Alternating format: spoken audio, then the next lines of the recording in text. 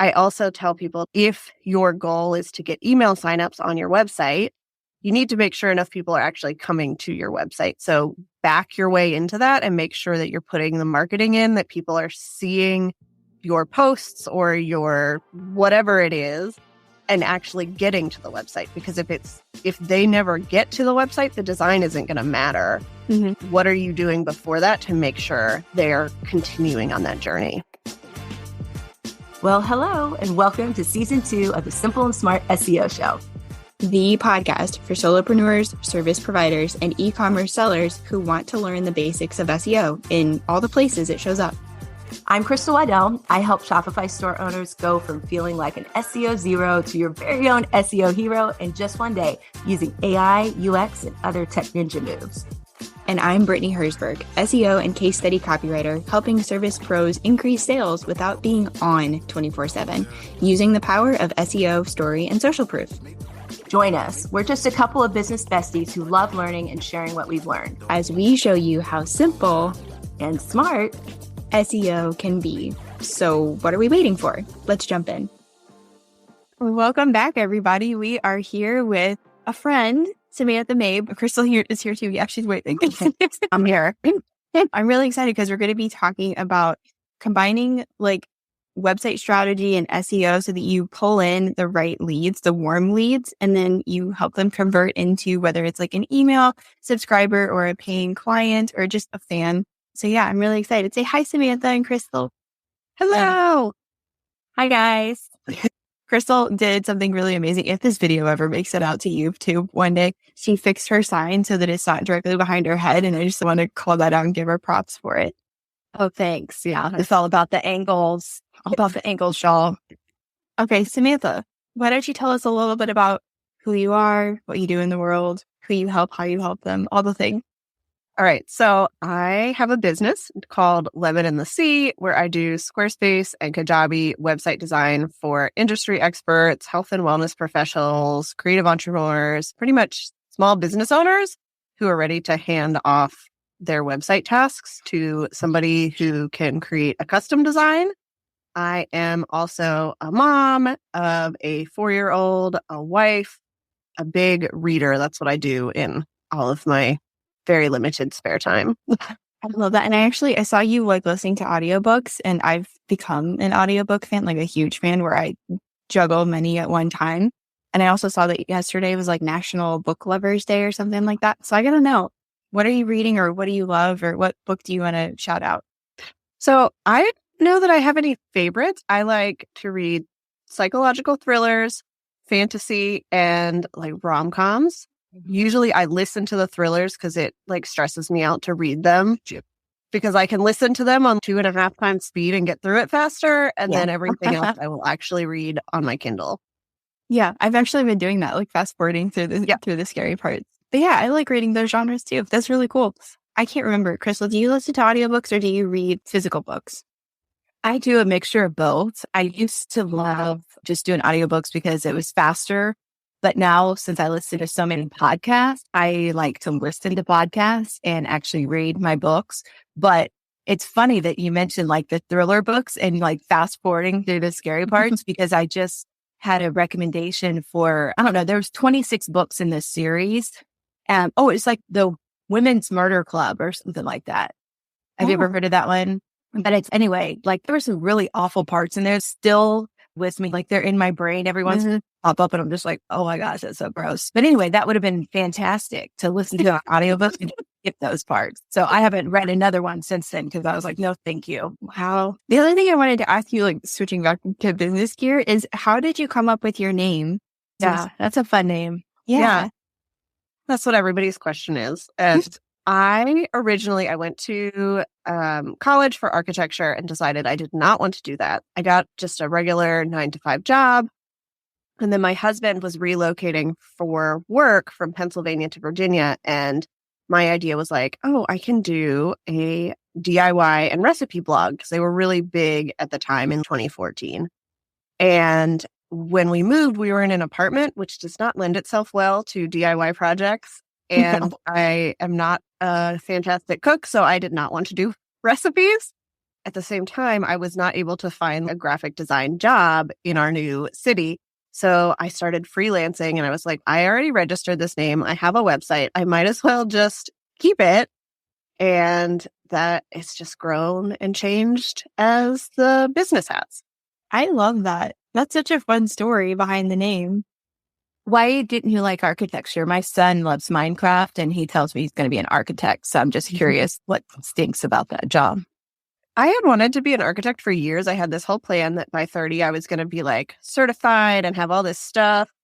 And I went to school for the 4 years. And then to get your license, you have to go to get a master's degree. And then you have to do a 3-year internship. And then you have to take 7 exams.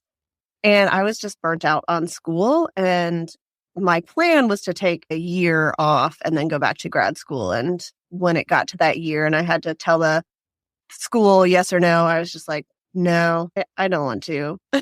I still use all the skills that I learned, a ton of the design programs in school, and that they're Adobe programs, so it translates really well to what I do now.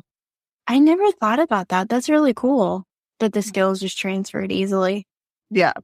My son told me that he doesn't want to go to college, so I'm thinking this might not be the best fit for him. Perhaps. No, it's a lot of school. Yeah, I didn't realize it was that much school for architecture. And I went to a community college, Durham Tech, and right down the hall from where I was taking German class, there was architecture classes happening. And so I remember walking by, and I don't even know what you call it, but like the big giant tables where you have like all the sketching going on. So I was always intrigued by it. So my famous question, how do you define or explain SEO to clients or like in conversation with like normal people who aren't like us where we geek out about SEO? Usually my clients are pretty familiar with it because they have a business. But what I like to tell people is it's the way that people find you when they type in something on Google. Because that's what my mom knows how to do. And so I'm like, okay, the thing that directs you to the person's website, that's the SEO. That's perfect. That's a really great explanation. Okay, so I have to start off with a couple of contrary questions. So I don't mean to make you defensive, but because I just said that, you're probably going to be defensive. So I apologize for that.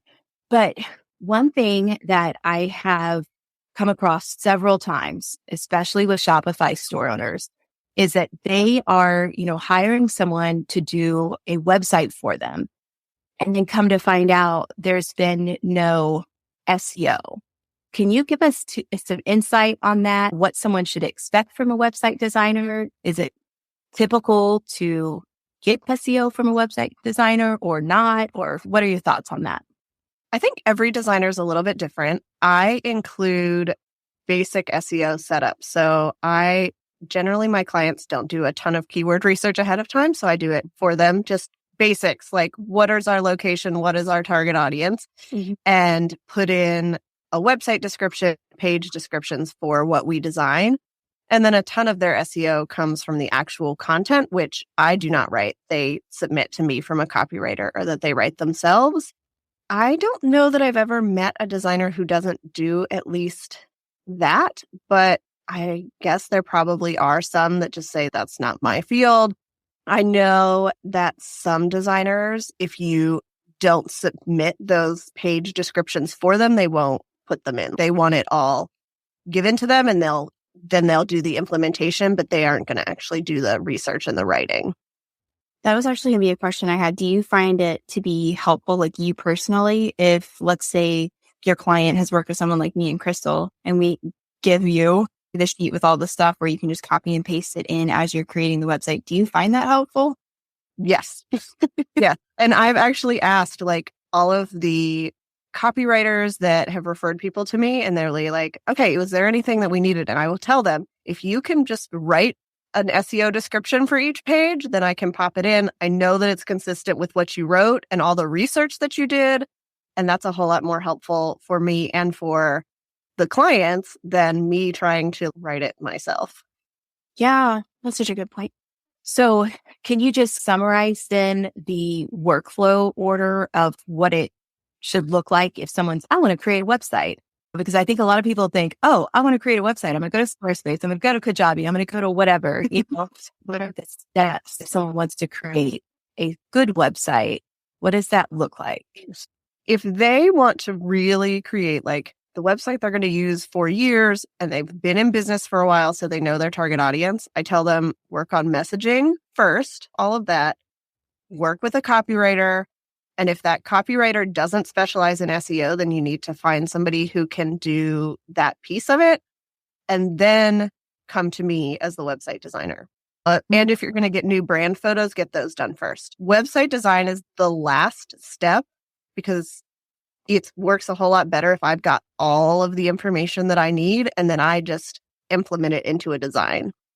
I find it really interesting that you started with messaging because even with SEO, there's like even doing the keyword research and coming up with the strategy.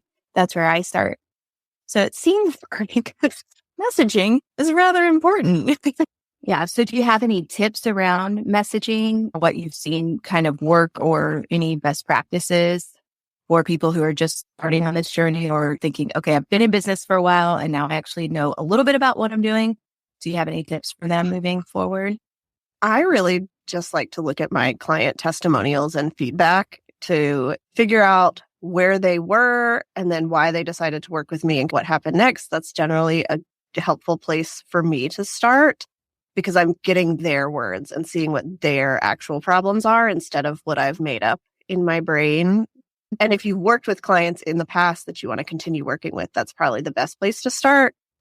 So yeah, that's what I think I would tell people. I love that.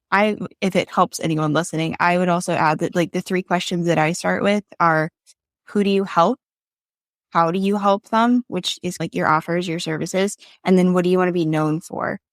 Because if you can keep those 3 in mind, as well as looking back at your social proof and seeing how people are actually describing what you do and how you help them, gold. It's like the gold standard in my head. I think it's interesting that you put website design as the final step, because if we're going down the checklist here, there's essentially 5 steps. There's messaging, copywriting, and if SEO is not included, then SEO would be the 3rd step. You mentioned brand photos, which I love, and then website design. So really quickly, can you tell us the value of brand photos? This isn't something that we've actually touched on before, and it's such a valuable part of a quality website. So could you speak on that for just a moment?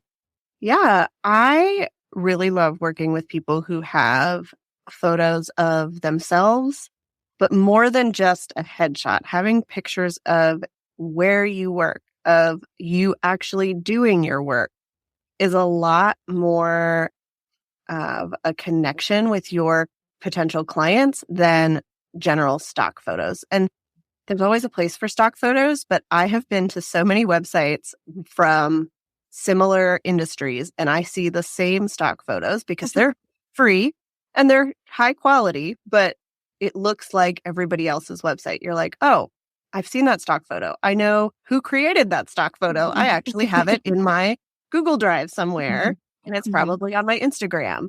So having pictures of you, and especially a lot of my clients have people meet with them in person or on a Zoom call. They want to know what your space looks like, what it's going to feel like to meet with you. And it gives us a lot more to work with in the design when I can pop in images that are not the generic things that everybody else has been using. Yeah. Crystal's actually met up with me to do a few of my brand shoots. And that was really fun because we actually have a relationship. So it was really nice for me to have an actual friend there with me and to do stuff like that. And I would say that my background, I had just the massage practice. People did find it really helpful to know what the massage room looked like because that with something like that's a intimate, right? You're basically naked, possibly on the table under the sheets in a room with someone for anywhere from 30 to 90 minutes or even 2 hours. So with something like that, you definitely want to be showcasing your space. But with me now bouncing around and having all of these different offices out of Airbnbs, it's still helpful to have pictures of me on a phone or me on the laptop or me like interacting with someone at some point. So yeah, I've heard from clients that it really does build trust pretty quickly because they can actually see who they're going to be working with. That's another thing that drives me up a wall is when people don't have their face anywhere on their website. I want to know who I'm working with. And we are humans. We want to connect with other humans. So it's at least have one picture of yourself, even if it's just like a cell phone selfie for a little bit. Yes. That's what I tell clients is we need at least one headshot of you. It's better if you have more because we're going to use it in a couple of places and people are like, this is the same picture of you over and over again. But a lot of my clients try to put their face. It's like the Marie Forleo website where like she's front and center on the site because she's like an internet celebrity. Most of these people don't care what you look like in your banner image unless it's like you sitting at a computer because you do website design or something. But like you need the headshot a little bit further down on the page so people can connect, but don't feel like you have to have your face be the first thing people see. Yeah, definitely. I love this idea of preparation and before a website created. We talk about image optimization and naming the photos. Do you do that as a website developer, or is this another area of keyword research that when people send you photos, they should already be optimized with keyword names rather than image underscore 56789? What I do, because I do mine in a VIP day, so I have a little bit of a limited time. If it's something that includes words or like important content, mock-ups, that kind of stuff, then I will make sure the images are named. If it's just a generic stock photo that's sitting on the website as decoration, then I won't. But if my clients name them already, then that's already there. So I split that just based on order of importance and what we need to get done. I do want to make note of, because Crystal actually reminded me of this recently. It's tinypng.com. I'm like launching the blog writing course pretty soon, like tomorrow. And that was one piece that I made sure to mention. It didn't change the image quality at all, but it essentially made the image lighter so that when a page is loading, it loads faster. And I know I've seen that. We've both seen that pop up on SEO audits and then like user experience stuff. I'm sure that pops up for you as well, Crystal. That's something that's really easy. It's free, like up to a certain point. So I just want to make mention of that. And I'll make sure that we've got that linked below as well in case you want to go try that.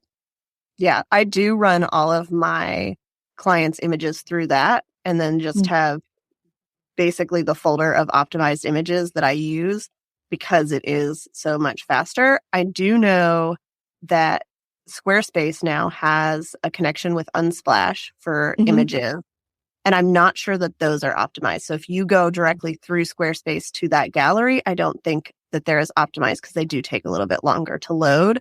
So it's a good resource, but it would be better to go and find your own image, optimize it, and then upload it. That's a really good point.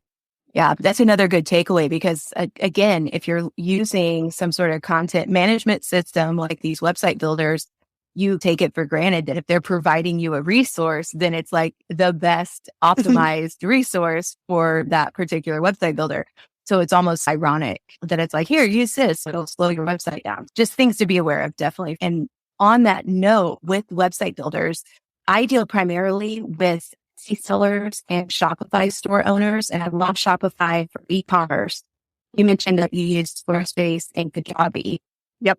Could you give us some insight into why you think those are the best website builders, or if there's a third that would make your top three, what that website would be and why? I primarily like Squarespace. I agree. Shopify is the best if you've got an extensive e-commerce store. Squarespace does offer some e-commerce, but it does not have the robust like inventory and tracking and everything. But it's really easy to use. They've updated their design interface so that now it's a lot more flexible. So we can actually make it do what we want it to do and have a lot more power over the mobile design. So it's really easy for my clients to get in there and figure out how to make updates, how to write blog posts. And they've got a lot of stuff integrated. So you're never having to worry about, is this plugin updated? Are these things all working together correctly?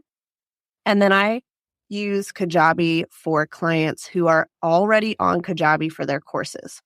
It's a very expensive platform. I don't recommend it for just a website. But if you're already using it for your courses and you just want to have everything in one place, it works well enough. It's harder to design in just because of the way that the interface is set up, but it's decent and you can get a good design with the platform you're already using. I know a lot of people really love WordPress. and some of the drag and drop editors in there. I stay away from WordPress just because my clients find it really hard to get in there and manage and figure out where everything is and how do I change these things and why is it not updated. And so it's more of a client side decision for me as to why I use the other platforms. I've been on the back end of Kajabi for some clients and I was not a fan. And it was for multiple clients. I've said the same thing to people that I have found it to be really expensive for what you get. But that's good to know that if people are already on there, that you have the capability and the skill set to go in and like master that. Yeah. I've used Kajabi before and I liked Kajabi, but I had the benefit of having access to tech tutorials. At that point, I didn't know what a landing page was. And so I didn't know how to create an opt-in and then create triggers and then all of those things. So a website like Kajabi makes it really easy in a course situation as you're trying to build an email list or give like a specific opt-in for that course. But at the same time, I didn't have a course for long that I wanted to sell. So it seemed a little silly to have all those capabilities. I think what it comes down to is having really good tech tutorials and understanding the capabilities of your website because there's so much that a lot of us don't even know exists. Yeah, that you made me think of a question.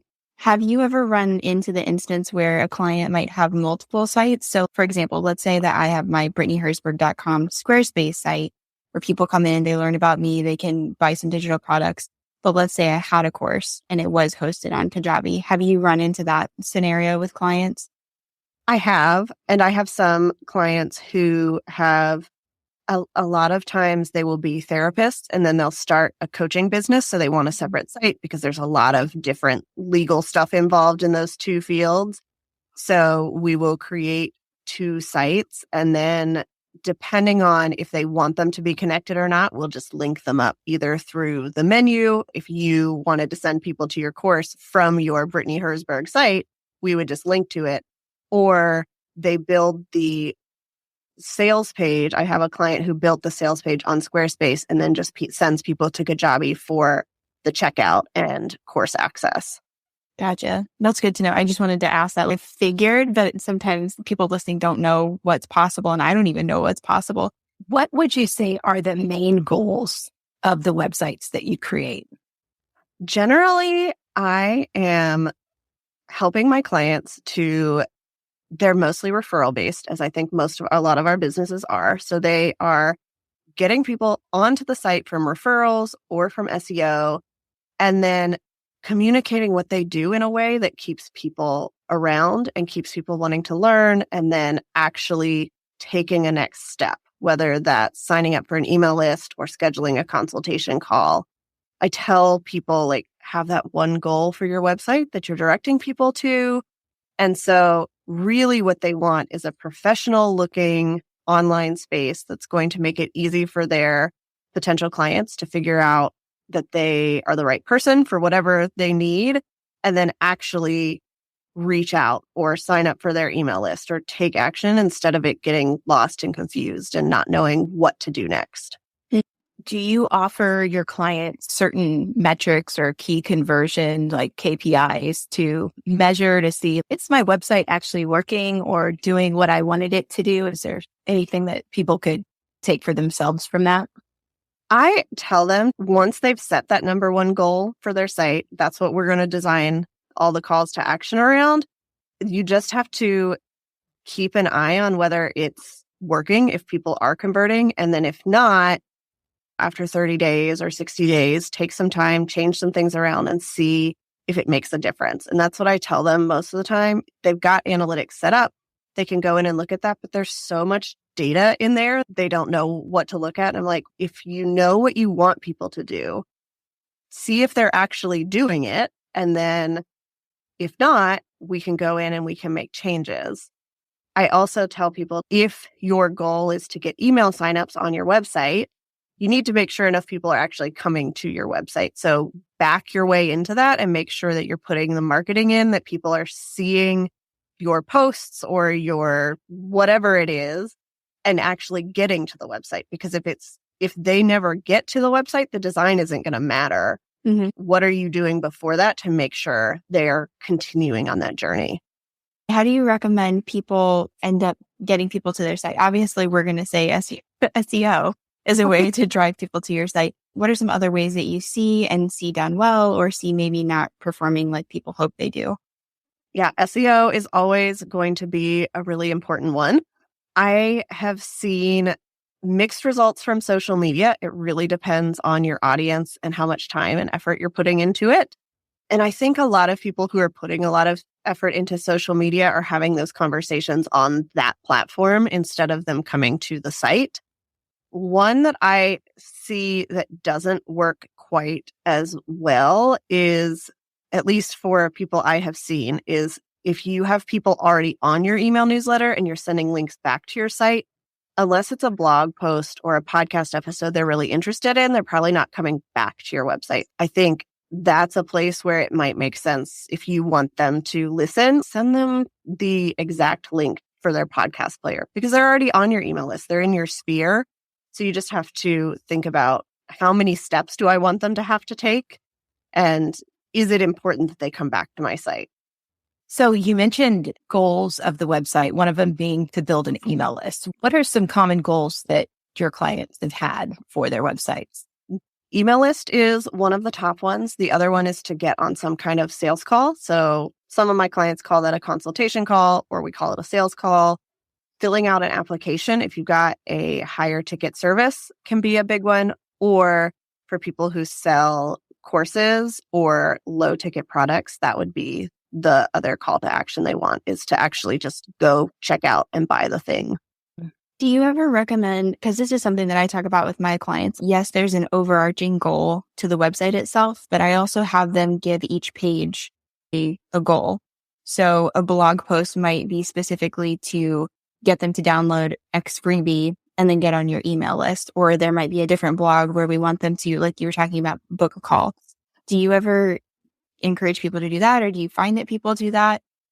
Generally, I tell people, pick that number one goal, because that's going to be what you're using on your services or sales page. That's what you're going to be using on your contact page, because you want them to reach out about it.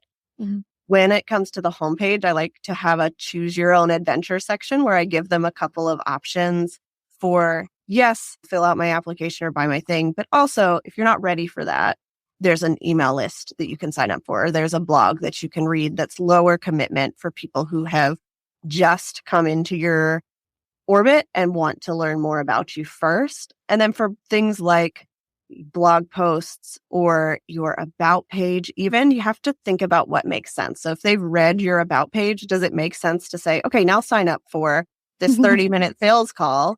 Or does it make sense to send them to learn more about your services first? So I think it's really about mapping that journey to get them to that ultimate goal. This feels like it's pulling out a lot of your user experience elements that you've talked about, Crystal.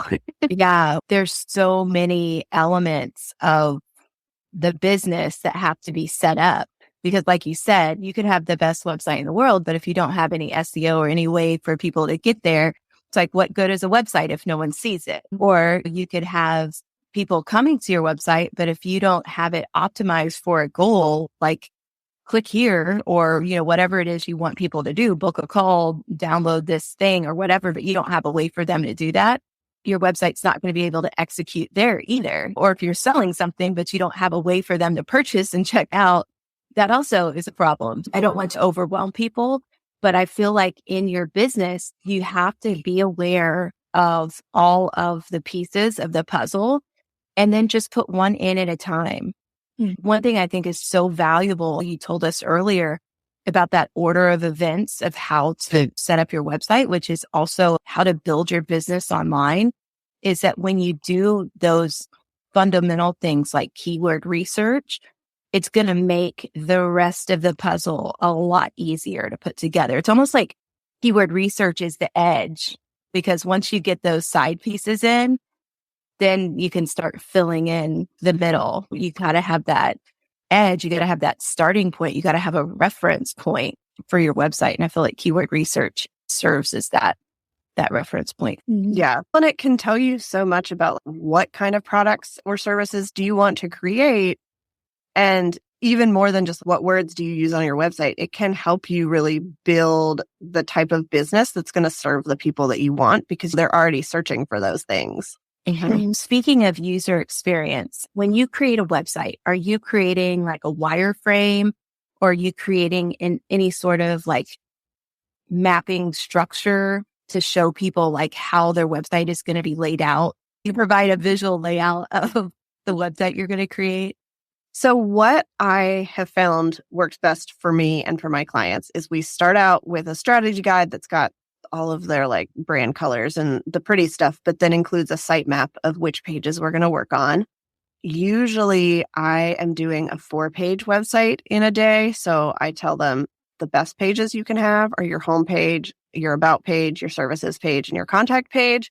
But if we need to change that up, we can do that. Sometimes they want to build out something. So I will build a template page for them. And then my next step is to create a mock-up. So it's not a wireframe, but it's the actual, this is what it's going to look like with the images, with the content, because my clients are not going to be able to look at a wireframe. It's like when you tell people to look at a floor plan of a house and figure out how much space there is. I can do that because that is like the way that my brain works. But most people are going to go, okay, that means nothing to me. So I give them the actual, this is what the finished design is going to look like. Give me any feedback. And if it looks good, then we're going to jump into the platform and actually build it. That actually makes me think of when I go through it and I create the SEO packets. So I do the keyword research and then I create the strategy. But the thing that I was missing for a little while until a client actually asked me for it, they're like, okay, where do I go and plug this in? I was like, oh, perfect. I can record that for you. This is where you actually go. And something I remind people, and you do this very well, is that every website back end is just at least a little bit different. So I can show you what it looks like on Squarespace. You and I could hop on a call and actually look at the back end of your site. I did that with someone who has a Wix website. And so we went in and we learned together, or I plugged in some stuff for someone on a show it site. So it's a little bit of, we talk about choose your own adventure. It's what's your platform and let's figure out where this goes. But yeah, I find that's really helpful. And that was a place that I was missing the mark for a little bit, with just like showing people, this is the thing, this is where it's going. This is how we're going to get, from A to B. Yeah. And even on the same platform, Squarespace just redid their menu and where everything is located. And I went in to do a client website and I was like, I can't find any of these things. So it's helpful to go and look at their own tutorials because generally those are the most up to date if you know that it exists somewhere and you just can't figure out where it is right now. Yeah. And I even went in and did that with a 301 redirect the other day because I was like, I've avoided this. I need to actually figure it. And it was so simple. Yeah. I was avoiding it. But on that YouTube video, I think it was maybe 2.5 years old, and the menu has changed. I have a 7.0 template of a website, which is older. If anyone is listening and they have Squarespace, the 7.1 menu is the one that I realized changed. Mine didn't change. But from this YouTube video, when it was recorded to now, it was a little bit different. So I'm like, okay, it's called this. Let me like strategically click on different buttons and figure out where it is. And I did, and it wasn't that challenging. But yeah, that's what I do if I can't find a video within like the Squarespace tutorial, is I'll go just type it in on YouTube and you'll see a video, and often it is through Squarespace and they have their own little channel. Okay. So another thing I wanted to follow up with you on, you talked about having one big idea for the website, like one main purpose. So I'm curious, do you use that keyword or that main thing throughout those 4 pages? And part 2 of the question is, you mentioned weaving in local SEO. And so I was wondering how you did that, if that was part of the main keyword strategy or just how those two things work together. So if they are trying to point people to a service that they have, I definitely want to weave that into the SEO strategy throughout because we want people to know what they do and ultimately sign up for their service, get on their client calendar. So that will go throughout the website. I think if they're wanting people to get on their email list, it's less about sign up for my email list and more about what is the motivating factor. So what is your freebie? What is your opt-in, your email series? And so we talk about that in multiple places, and we just strategically put it where people are going to look for it and use calls to action in places that make a lot of sense for that. And then for the local SEO, a lot of the businesses I work with see local clients. And so we want to make sure that we're including their location that the clients would actually be searching for. Sometimes we'll include it on the headline, even on the homepage. If it's people who are searching for a chiropractor or a massage therapist, it matters where you are located. And then we also include it in the footer and on the contact page and in the SEO descriptions to make sure that when people are searching for, I want a massage therapist in this area, that you're going to show up. And it's going to be really clear when they come to your website that, yes, you are actually in the area that I want to go to and not an hour and a half drive away because you were just trying to hit the right keywords. Or in a different state, which is interestingly still happening. I've had 3 people reach out to me, even though what page is down, about booking a massage. And I have to be like, I'm so sorry, but here's a link for this other website. So you mentioned placing things in strategic locations throughout the website. So I wonder, could you maybe share like 1 to 3 things that, like, the thing that's coming to mind for me is like a button. Like, where should we have buttons? Do you have any like tips for the listeners? Yes. So you always need a button in the above the fold section. I also say if you've got a long form sales page, you want a button every like 2 to 3 scrolls so that people do not have to go and search for it. And then always add a call to action right above your footer. So those are my tips for that. I think if you've got a newsletter sign up, you should have a sign up for that in your footer of your website, because if people have gotten down that far, they are clearly interested in something and we want to give them a way to continue to stay in our world. And then the other thing that somebody had mentioned recently, and I think is a really good idea, is FAQs. Have them on your services page, obviously, where people have questions, but it's also really helpful to have them on your contact page. I loved that idea. And that's such an easy and smart way to give yourself some more copy, some more words on those pages, especially the contact page that tends to be a little bit thin.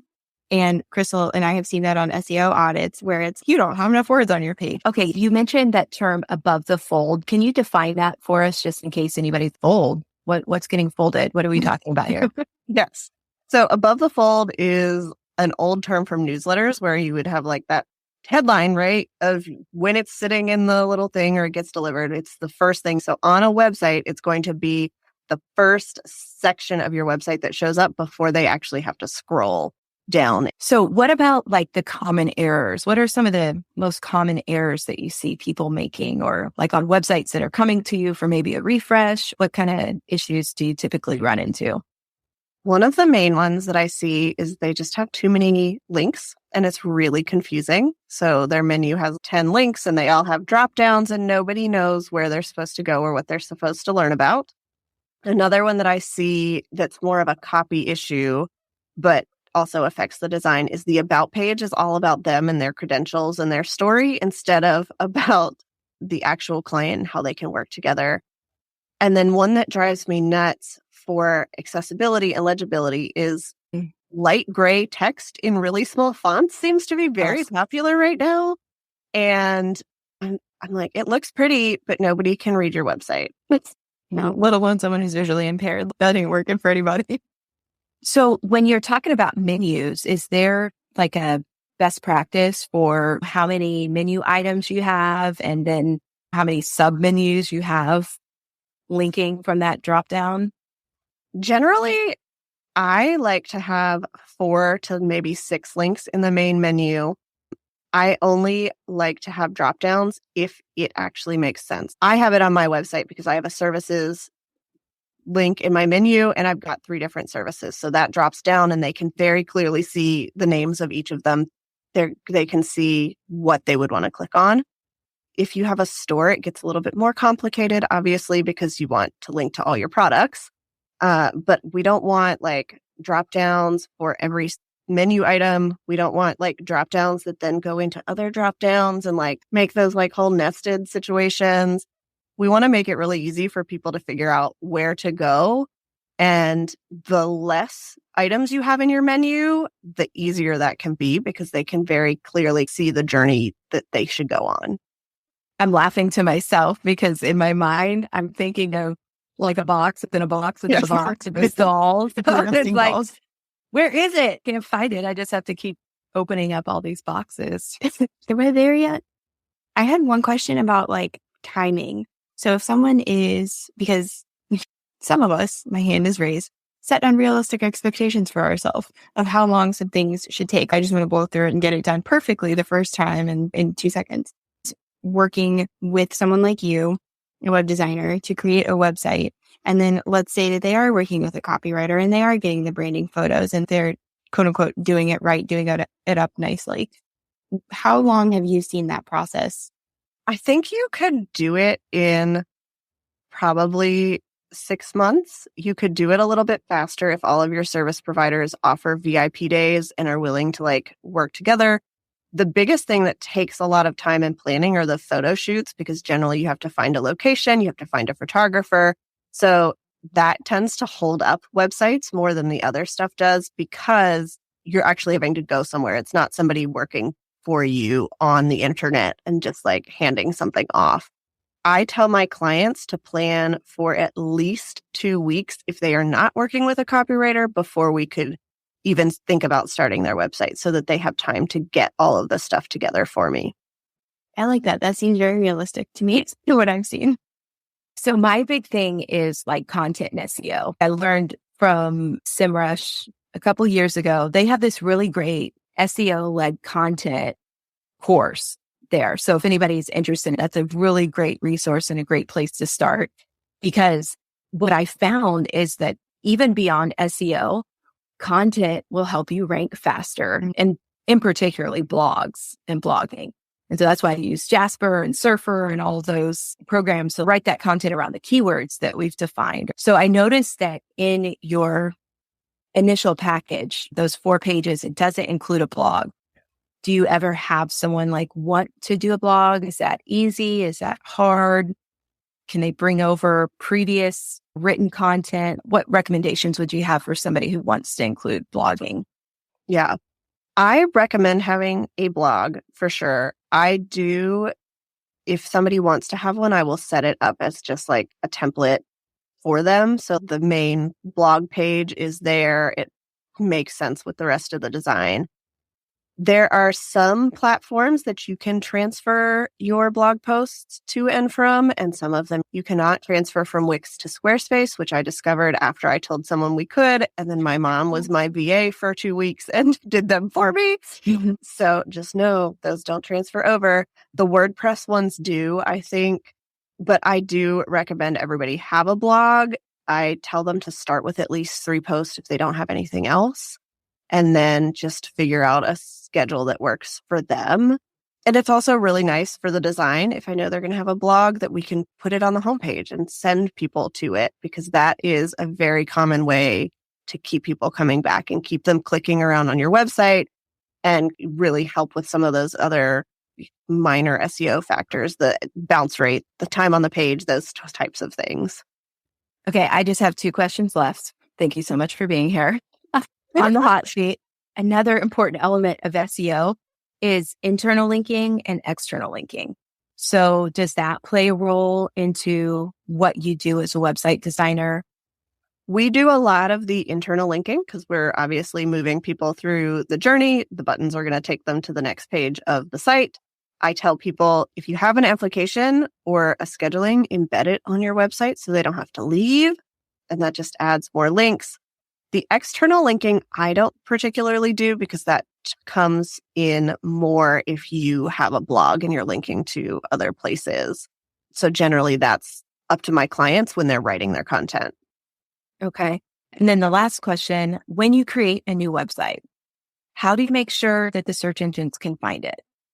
So once we get it all launched and it is live and it is tested and everything is up to date, I will get them set up with Google Search Console and submit their sitemap there, and then just make sure that all of the weird issues that it always seems like it starts out with are not real big issues that we need to solve.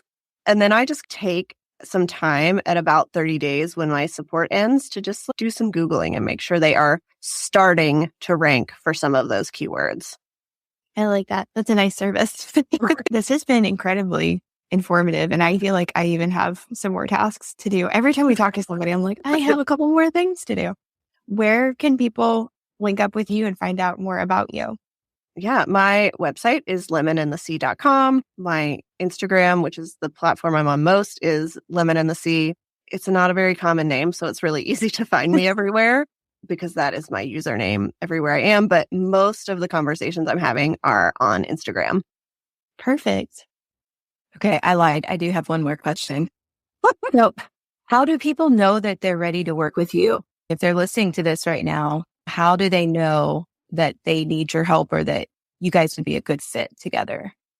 Okay, so I like to tell people they need to have been in business for a while so they know all of that messaging and that kind of stuff as a basic starting package, because I'm not going to do the copywriting. I don't do the brand. You need to know what all of that is to start. And then most of my clients come to me because they've DIY'd or they installed a template and now they're like, this just does not feel like my business anymore. It's not bringing in the types of clients that I want. And so they really want to upgrade their website and make it more professional, make it feel more like their brand. Awesome. That was a good question. Oh, thank you. I know I like it because I love listening to podcasts selfishly where it's, would this be a good fit? Am I at a stage where I can work with this person? So brilliant question, Crystal. Yeah. I've learned if you ask enough questions, there's going to be like one good one in there somewhere. Oh, stop it. You've got like a 99% success rate. I don't even know what the point is. Yeah. It was really nice to meet you, Samantha. Thank you for being here. And thank you for answering all of those questions. I'm glad you could be here. All right. We will catch you guys next. I never say goodbye because when the ending comes on, it's like my voice saying, thanks for being here today or whatever. So that's smart. Yeah. Thanks for being here. Thanks for being here. Thanks for being here. Although I guess you could technically cut that off when you edit it. Wanted to. Thanks for joining us today. If you like this info, subscribe before you go so you never miss out on something related to SEO. See you next time. Hey guys, this is Crystal, one of your co-hosts from the Simple and Smart SEO Show podcast. If you're looking for a unique, handcrafted way to spruce up your home or office, then collagenwood.com is the perfect place for you. We are a small, woman-owned business that offers a range of beautiful wooden signs for your home or office. Our talented team of artists will work with you to create a sign that perfectly suits your needs. So why wait? Use promo code SIMPLE10 to save 10%. Visit collagenwood.com today. Save 10% with promo code SIMPLE10. That's collagenwood.com.